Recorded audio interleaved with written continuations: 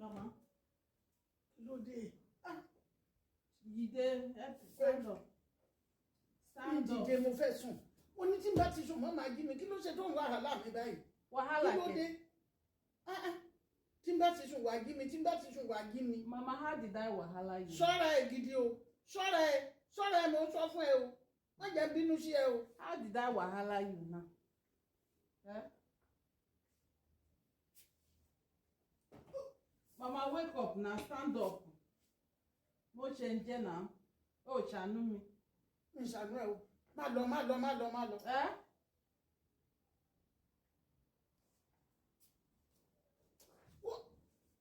Wọ́n ti stop mi. Ṣọ́ra ẹ máa gbá tí fún ẹ. Mama, ẹ jọ̀ọ́ ṣàánú mi.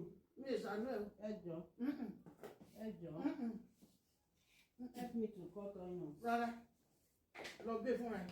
Eh? Lọ gbé fúnra ẹ. Help me now. Help me to cut onions. Help me. Ṣàánú mi. Gbé kékeré o.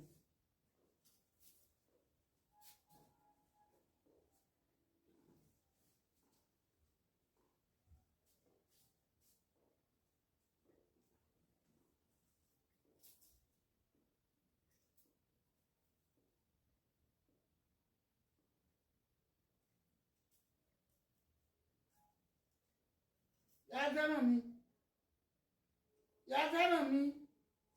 Ooo. Òbójú ṣe ń kà mí ní ìsìn. Yá fẹ́ràn mi. Ooo. Yá fẹ́ràn mi.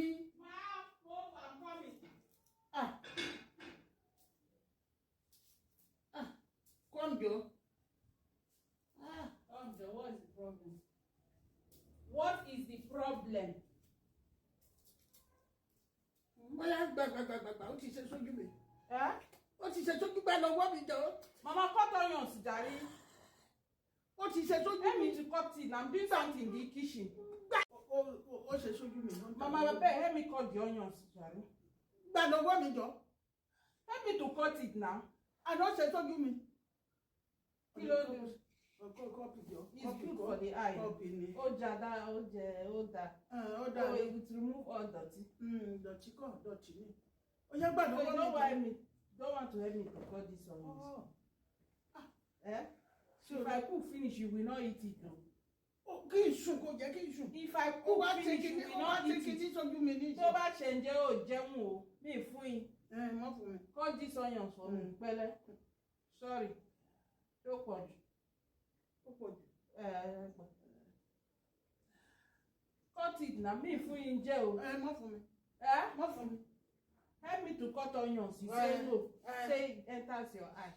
No food for you. No food. Ó parí.